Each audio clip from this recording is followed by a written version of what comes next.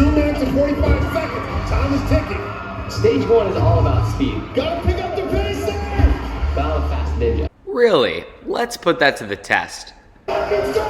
This is a 3-2. Okay, you cut it close, but I'll give it to you. What's going on, you guys? It's 𝗦𝗢𝗘𝗖𝗜𝗔 here, and today I'm going to be talking about how I trained for Stage 1 in Las Vegas of American Ninja Warrior. The reason I want to talk to you guys about this is because I made a video about this for the qualifiers, and it did really well, and you guys seem to enjoy it, so I want to do this here too. Before we get into it though, I want to explain to you some more about my Stage 1 run. So it started out on the first obstacle, the slide surfer. I strode across them, got it easy, it was a ton of fun. Then with these swinging blades, those things were hard actually. They kind of swung you in a weird direction. You had to kind of pull up and lâcher. But once you get the feel from them, they weren't too bad, so yeah. Then the double dipper, oh my gosh, you guys. That was the coolest obstacle I've done in my life. That thing was insane.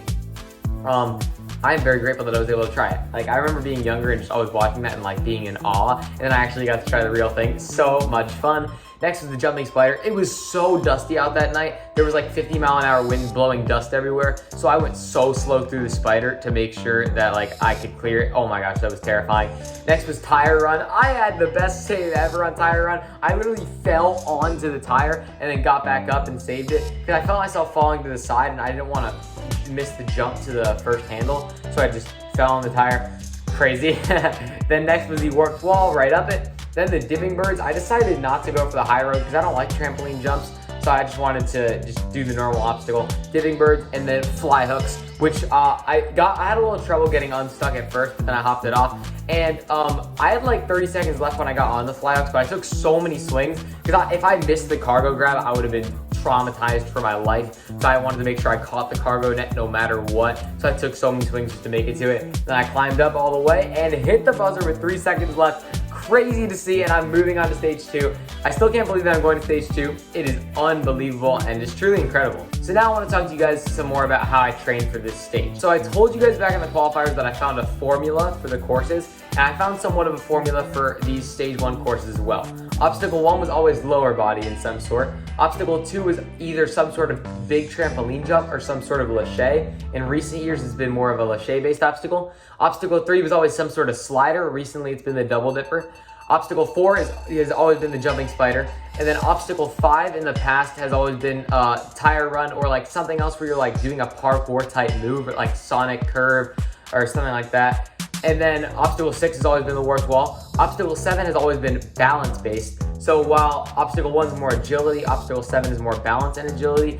Sometimes it's agility as well, but it's always a speedy balance. And then obstacle 8 is always some sort of lâcher to a cargo net to end out the course. So based on these criteria, I created some different courses to train for Stage 1. When creating the obstacles for these courses, me and my training partners, we made sure to create the obstacles as closely based to past obstacles in past seasons of the show. Because going into Stage 1, we didn't know what any of the obstacles would be. For all we knew, jumping spider could be taken out, warped wall could be taken out. This year they ended up not being, but we trained by what we knew from past seasons. So today I'm going to be showing you 2 courses that I ran, one at Jungle Gym and one at Obstacle Ninja Academy of Stage 1 type courses. And I'm going to be explaining to you as I go why we chose these certain obstacles to run. And it's going to be awesome, so enjoy.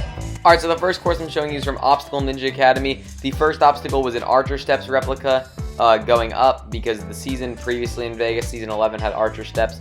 So we replicated that with some triangular steps. Then next was a about 10 or 11 foot wingnut lâcher. Once you got the other wingnut, you could catch it anywhere. But then you had to do an awkward sideways dismount because, as I talked about in the formula, obstacle 2 usually had some sort of awkward dismount. Then obstacle 3 was a sort of like a double dipper replica where you had to like link a slider, but it wasn't perfect obviously because we can't build a whole double dipper, but still, it was somewhat similar. And then next was a jumping spider. You jump into the chute, climb up, get on the platform.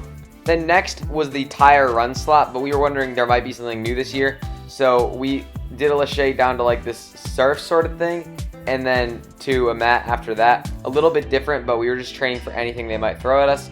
And next is the warped wall.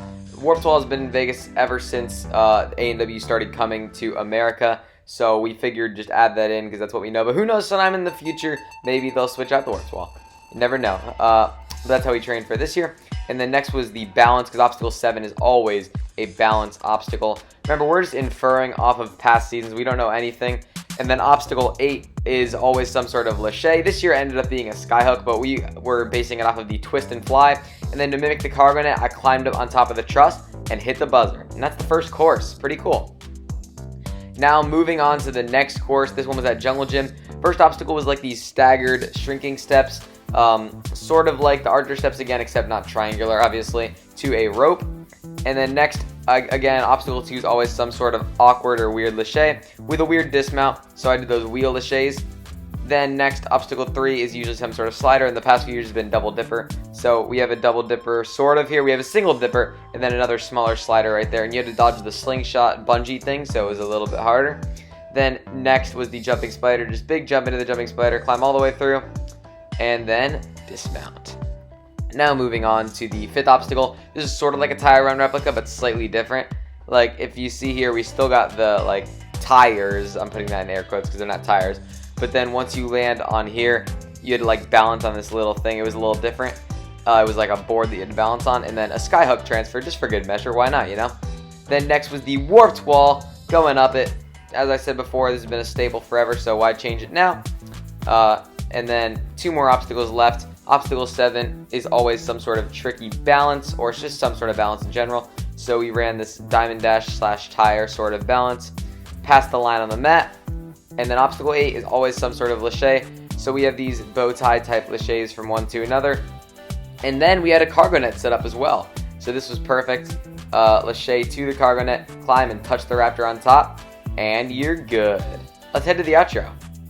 So guys, thank you so much for watching. If you enjoyed getting a little bit more of an insight into how I train for stage 1, if you enjoyed watching these practice courses that I did run, please make sure to like and subscribe. If you want to see one of these, I didn't make one for semifinals, but if you want to see one where I show you a couple of the semifinals course I ran, I do have a couple of videos of those.